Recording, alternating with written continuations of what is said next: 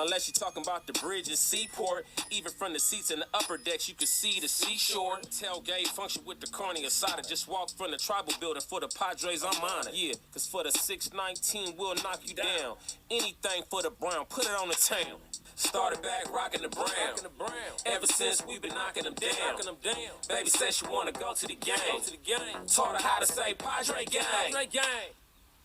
What's up, everybody? Welcome to episode 259 of the Talking Friars podcast and YouTube show. Ben Fadden here with Jim Russell, San Diego Sports 760.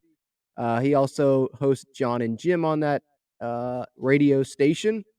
Jim, what is up? How's it going, man? It's going good. How you doing, man? Doing well. Yep. After we record this, Jim is heading down to Petco for that news conference. So you gonna press Bob Melvin? Yeah, I'm gonna make sure he answers the tough questions, Ben. He needs to atone for what happened in game 4 and 5. I mean, last time you went, right? I had you ask. It was Soto, right? Ask him about Nick Martinez and that bet that he made, and that was actually the best answer out of the press conference. Yeah, actually gave some life to that presser. It was very monotone. Everything was monotone there, and then finally Juan Soto smiled, so it was good. Yeah, I mean, going back to then, it was like he was, I feel bad. Didn't he say I feel bad for other pitching staffs or something? Yeah, well, that's when we didn't know Fernando Tatis Jr. was going to get suspended 2 weeks later. Right. So yeah, it's kind of, I mean, I haven't seen that like video really surface around much, like biting him in the ass. I've seen it a couple times, but Well, they can't really do that. Like Soto, he homered in game 4 and 5, right? He came through with the game-tying hit in game 2, came through with a game-tying hit in game 4 against the Dodgers. Like, he ended up showing up. He got the hit, was it game 3 against the Mets? So he ended up showing up. Manny showed up too. Bryce Harper was just better than Manny. He was just literally on fire. He's hitting like 500 in the postseason. Well, the worst part was that Soto just was starting to really heat up at the very end. And that part's like that's another what if part too. Yep. Oh, there's so many what ifs. Yeah. Just first off, what are your, I guess, overall thoughts on the Padres season? Do you consider it a success? No, it's a failure. Everyone should be fired. They should trade away Manny. Get rid of Tatis. Don't have Soto come back either. Joe Musgrove, get rid of him. Yu Darvish should be gone. No, this was a very, very, very successful year. At the beginning of the season, it was playoffs or bust. Like that was the goal heading into this season. And they exceeded that because they made a deep playoff run. They beat a 100-win Mets team. They beat the 111-win at Dodgers team. So, yeah, it was absolutely a success. But the thing is, it's a success. But then you look at the other side and say, still, there's a lot of missed opportunities there because of how close they were to a World Series. So you can be happy with the season, but I don't think it's wrong for people to also be disappointed with the season as well because of how close they got to a World Series. Yeah, my viewpoint is it's a successful season, but it was a disappointing end. Like, of course it's a success. They beat the Dodgers, Mets, made it to the postseason without Fernando. They could have crumbled and they didn't. Like, I'm proud of this team, but also, you had it right there. You don't know that next time you're going to get to the NLCS. You don't know if you're going to be able to be in that spot again. And we could have had a game 6 last night at Petco Park, maybe a game 7 tonight. And instead, we're going to have a AJ Preller, Bob Melvin press conference. It's just disappointing, the end. Let's start with game 3, and then we'll talk about game 4 and 5. Game 3, just one thing from that, the Profar check swing. I mean, obviously the Padres had opportunities in that game, but if they make the right call there, or Todd Tishner at third base, you have first and second and no outs, and we have Trent Grisham, who can go bunt like we saw in game 5. He can just go bunt. Yeah. And maybe it turns into a whole different situation. You have the top of the lineup coming up with 2 outs, even if Nola gets out there, if it's second and third, saying, if let's say Grisham bunted there. So it just turns into maybe something. I think that's one of the what ifs. Yeah, and look, I posted on Twitter like that was not a swing, um, and I got a million people from Philadelphia and of course LA because they can't, they're obsessed with, Padres fans saying that of course it was a swing. And then I got the 50 million in slow time, videos and pictures and that's great, but the one person that doesn't get all that is the umpire that made the call. The umpire that Right. made the call sees that play one time. And I think that in real time, it's too close to call there. And we saw in the postseason many, many times players check their swing and it'd be called a ball. And they clearly, you clearly went. Like I think Manny had that the other day. Manny, oh my God, Yeah, dude, that guy, that was it was clear. clear. Yeah, Yeah. so it sucks because there's no definitive rule for that. It's all a judgment call. And in the moment, the Padres got screwed because of a judgment call. Like you can't tell me that it was definitive because guess what? That's not a definitive rule. It's a judgment rule. And so if you want to go that route, then guess what? I can have an opinion and you can have an opinion and nobody's right because it's all judgment. So It's all okay. What does that umpire deem a check swing? Another yeah, umpire could deem it a totally different thing. yeah, and It it, and just and and in that moment, especially, why it really ticked me off was that like it's not in the fourth or the fifth inning. It's in the most important part of the game, and clearly Profar was not trying to swing there. It looked like it in this, when you look back at it, but the ball's down by his foot. He's not trying to swing. He's trying to get out of the way, and his bat went forward. Like so that was the part that really pissed me off. Is like the dude wasn't even trying to swing. He wasn't even.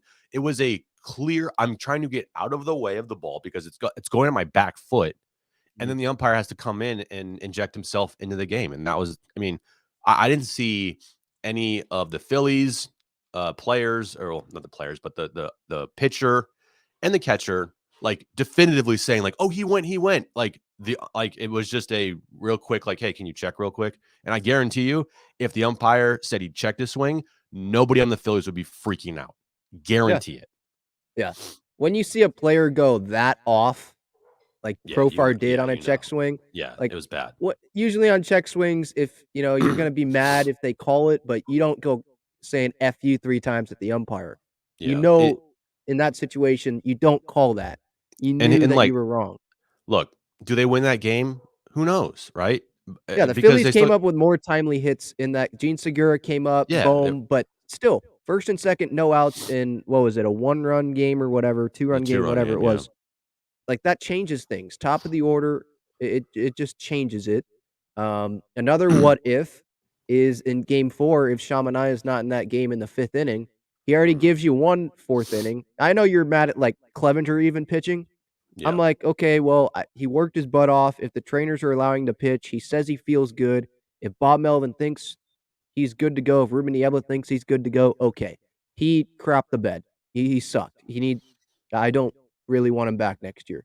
Yeah. With Manaea, though, okay, he gave you that 1 inning. Great. This is where the Padres should have went with the Rob Thompson approach. That's what I'm calling it. The Mhm. aggressive, I'm trying to win. I don't care about tomorrow right now. You have the 5th, 6th, 7th, 8th, and 9th to cover. You have Garcia that can pitch. You have Tim Hill. You have a bunch of guys, Suarez, Hader, that can all pitch. Those guys should be in there after you get a solid inning out of Manaea. But then to Mhm. keep him in there in the 5th, especially when Garcia came in the 5th inning, like John said, start him in that inning then. Why are you trying to force it with Manaea again? That's another what if. What if Manaea wasn't in the game in the 5th inning? Would Harper have that double? Would Hoskins have that home run? We don't know. And this is more of a yes, it's obviously a what if for me, but it's more of like a lack of awareness and horrible decision making on the part of the Padres for game 4. I will and maybe we'll get some answers today, but I don't understand why Clevenger and Manaea were on this roster if one, Clevenger's hurt, and two, you're planning on using Manaea anywhere else other than like you're tied 4-4 in like the 13th inning. Yeah. And you need to get some outs there. Like I then if Manaea pitches in that situation, that's fine. That's what he's there for. He's like the emergency guy, not in the 4th and 5th inning of game 4 with your season on the line, essentially. Like that doesn't make any sense to me, and the hindsight obviously is they should have started Nick Martinez, and yeah, they probably should have, or they should have had an opener and then gone to Nick Martinez because and no one knew that they were going to have a 4-0 lead in game 4 after the first inning. But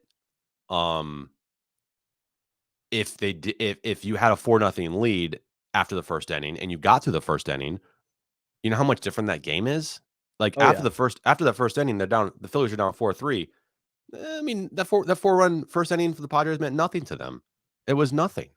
So I think for me, the Clevenger thing, I feel bad for him, but he should have never been put in that situation to begin with because he's injured and everybody, like, it was as clear as day that you knew Clevenger was going to get rocked. Just you knew it. Like, it was going to be a minor miracle if he got through a scoreless first inning, in my opinion, or went 2 innings and gave up no runs. Like, that would have been one of the biggest 2 innings that he's ever pitched in his life if that happened, and it didn't.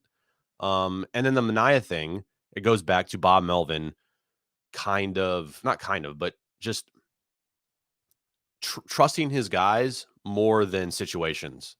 And that's a problem. And we'll get to game 5, obviously, but Bob Melvin trusted Sean Manaea more than he looked at the situation that was at hand. You had 15 outs to go.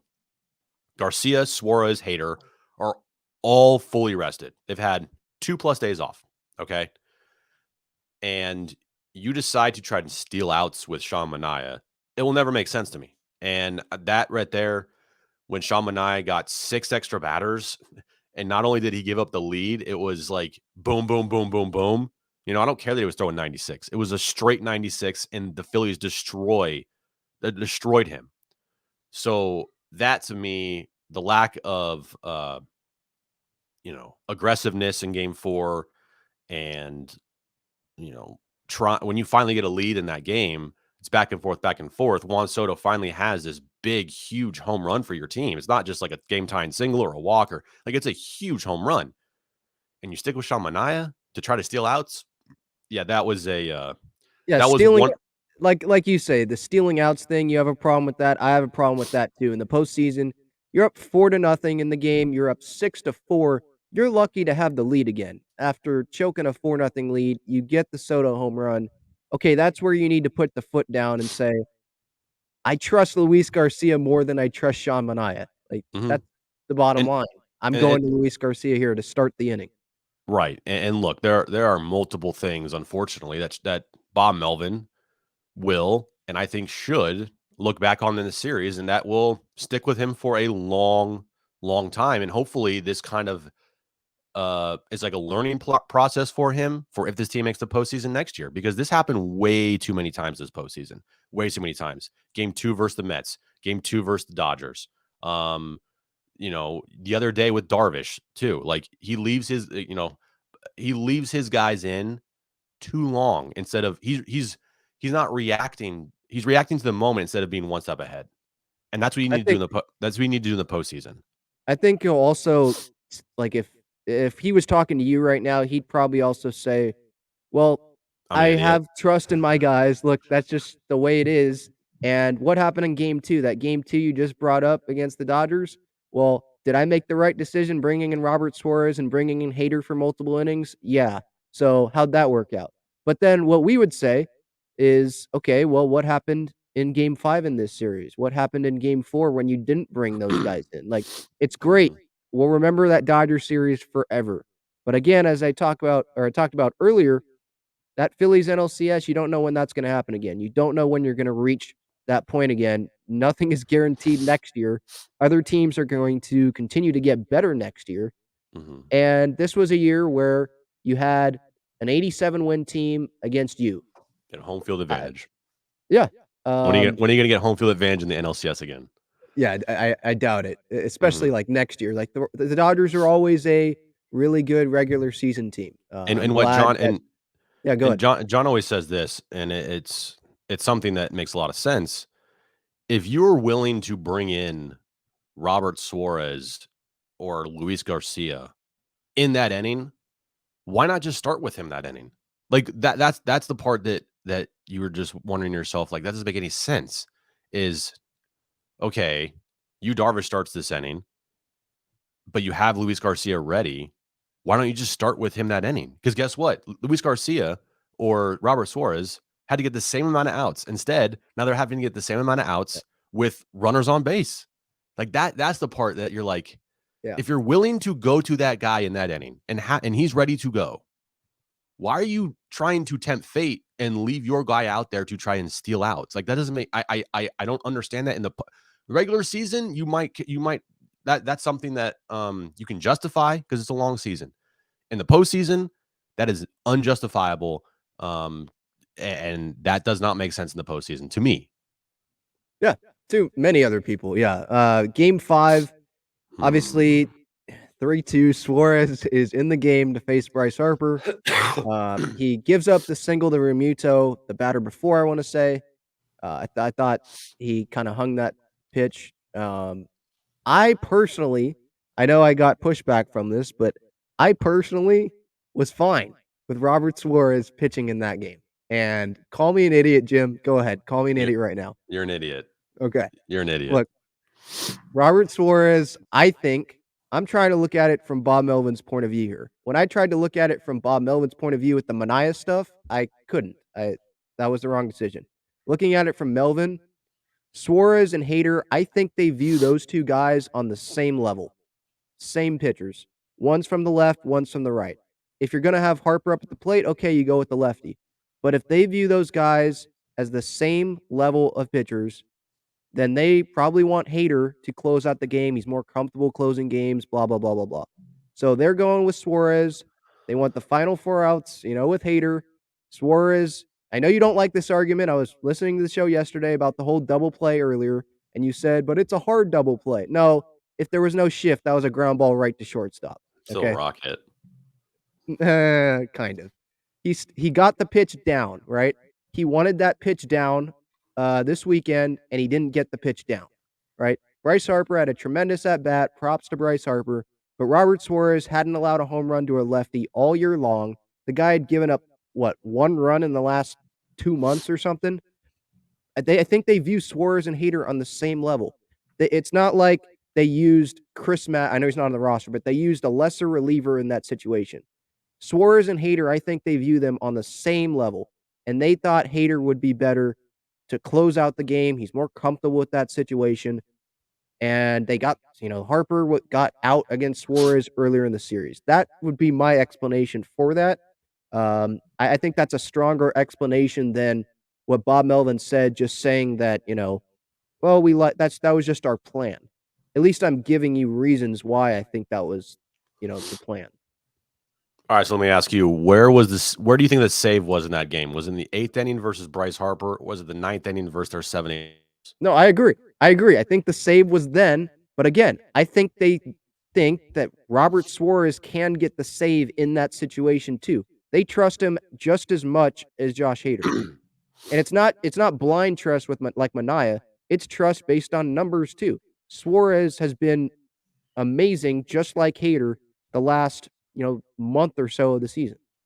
And okay, and I get your argument. I still think an idiot, though. Yeah. No, you're still an idiot. I still think that it was just really bad to not put in the guy that you traded for those moments. Look, Robert Suarez has been great all year long, minus opening day.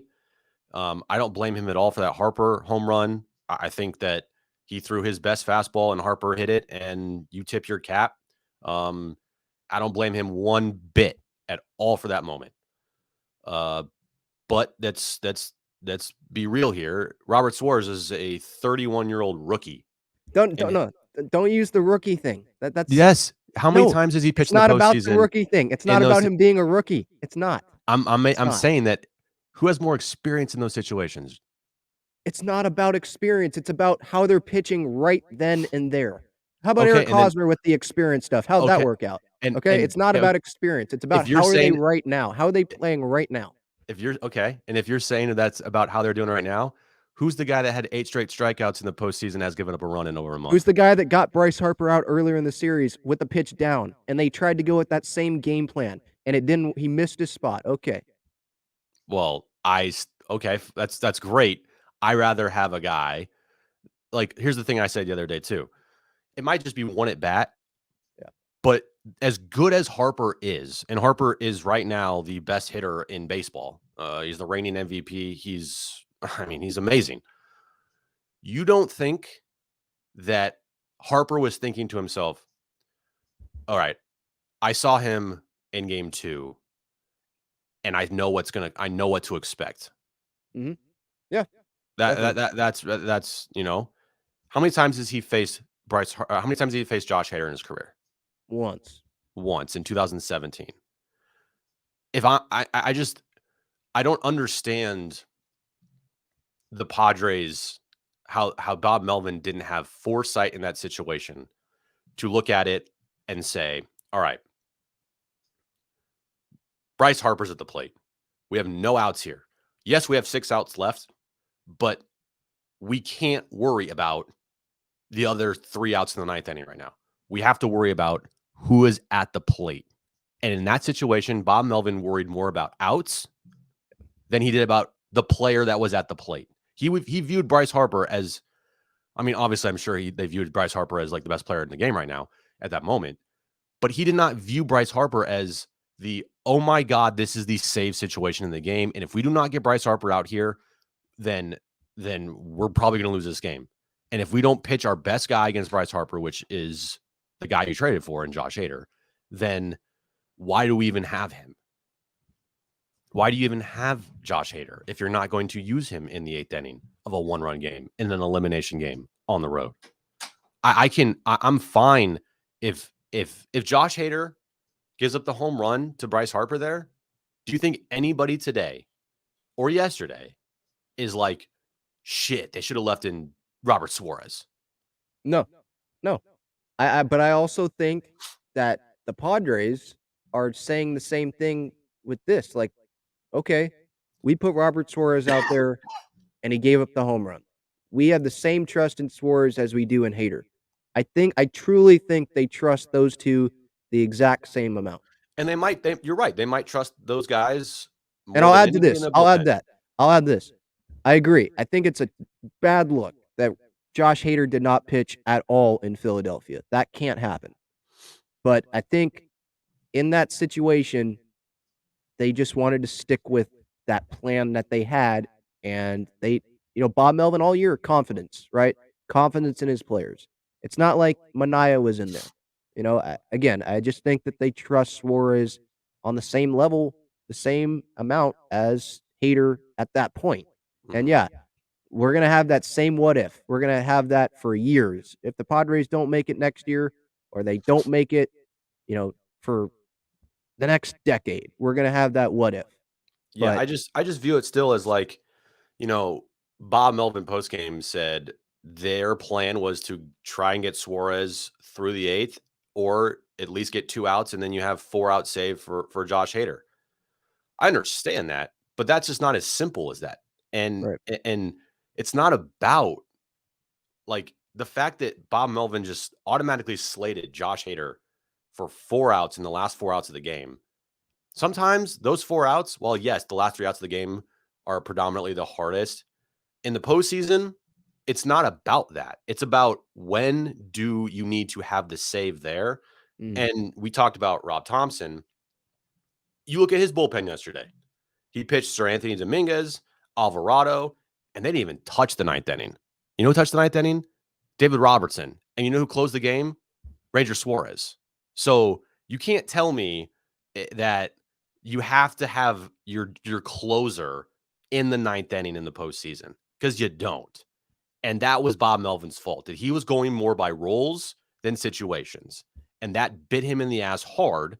And that's probably a reason why in the postseason, Bob Melvin, if you look at his entire career, I would bet a lot that the situations that his teams faced, he went with roles instead of situations.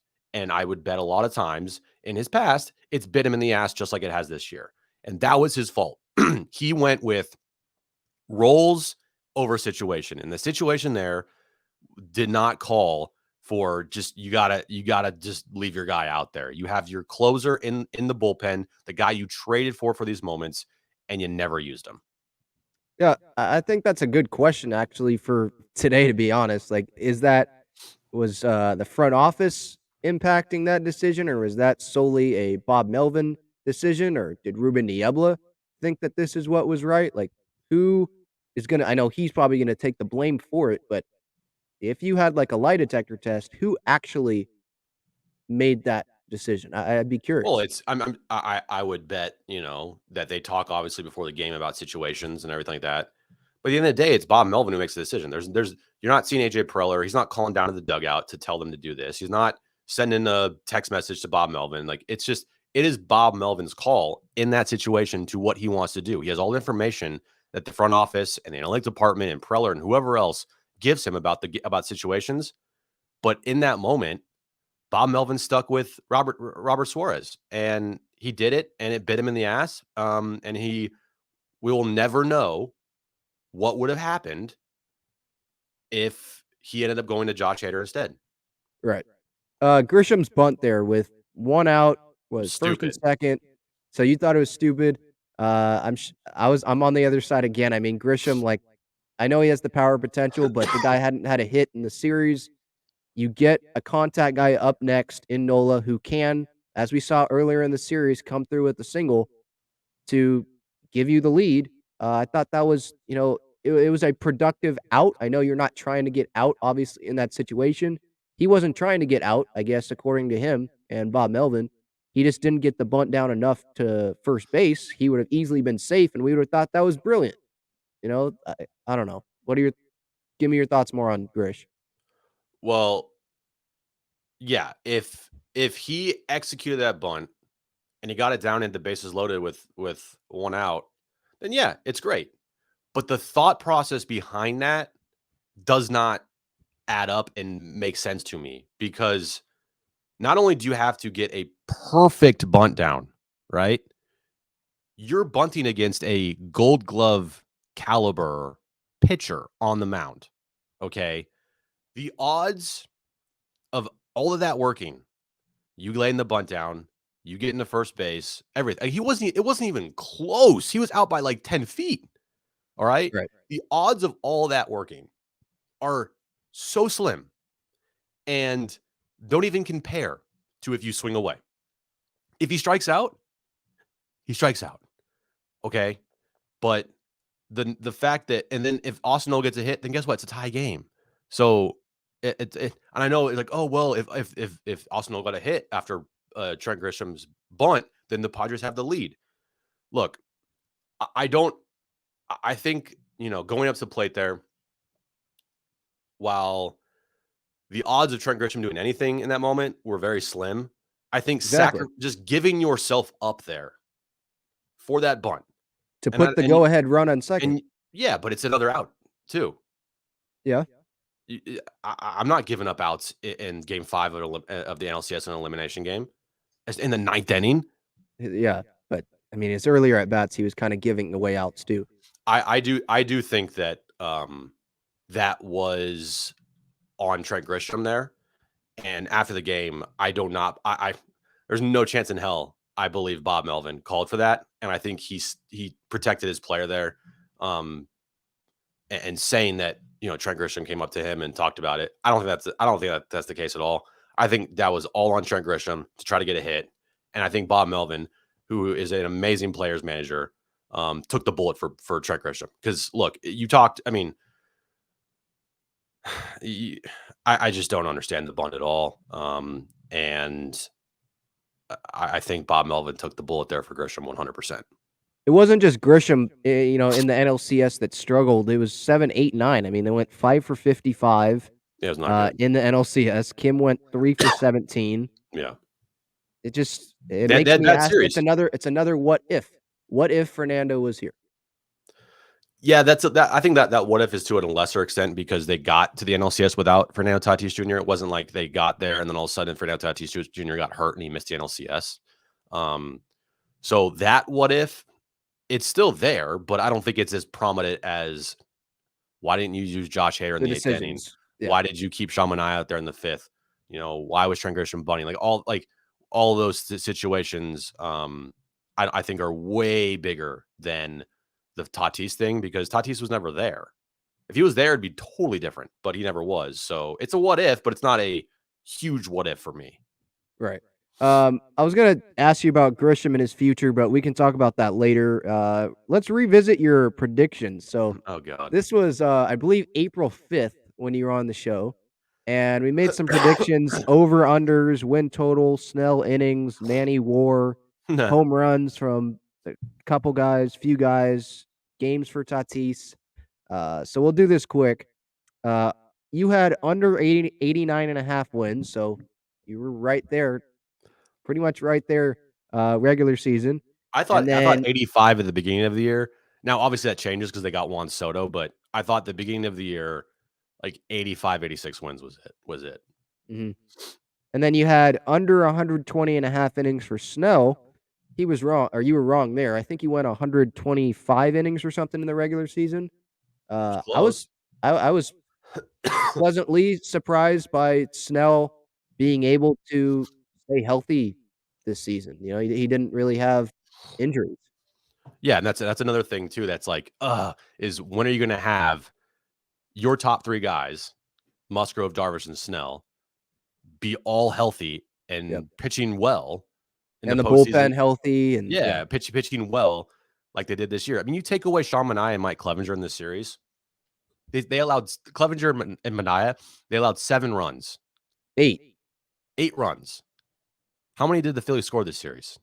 Yeah, like 2. I mean, 10 in game 4, whatever that was. Yeah, and 8 of them were by Clevenger and Manaea. Yeah. So, like those, like you could, if you want to boil it all down, you could easily make the case that the difference in this series was that the Padres pitched Sean Manaea and Mike Clevenger. Yeah, and that cost the series. Yep. You had a over 5 WAR for Manny. You were definitely right about that. Talk about a MVP season. By the way, where do you think Manny should finish with the MVP? Or where do you think he will finish? Not should. I think he is the MVP, but where do you think he will finish in the MVP? I think he'll finish no lower than 3rd. I think that if you were to ask me, I think he will finish. I'm trying to think. I think he'll finish 2nd. Yeah. I wouldn't be surprised if he finished 3rd either. I'd be shocked if he finished lower than that. Anything lower than 3rd would be like, are you kidding me? Yeah, I'd be shocked with that. I'm gonna go 3 just because I think they're gonna go with the Cardinals. They're gonna go with Arenado. They're gonna go with Goldschmidt. Goldschmidt probably winning it. Yeah, but yeah, I think we're in agreement. He should at least be top 3. And then under 55.5 home runs you had combined between Matt Beatty, he had 0, Profar had 15, Myers had 7, and Grisham had 17. So that added up to 39. So way under the 55.5. I was close. For 4 players. If add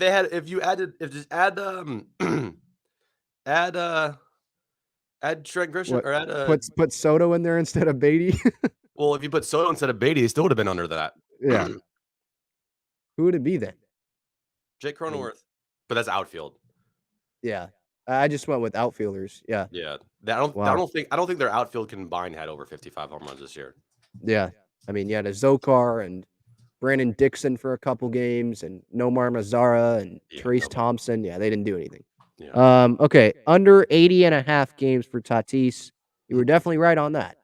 I don't think we're expecting a suspension coming. Yeah, no one expected that.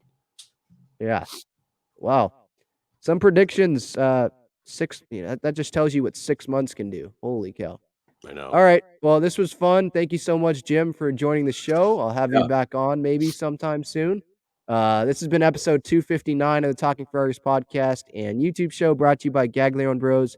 Famous cheesesteaks and garlic fries. GaglioneBros.com is the website. All right, everybody.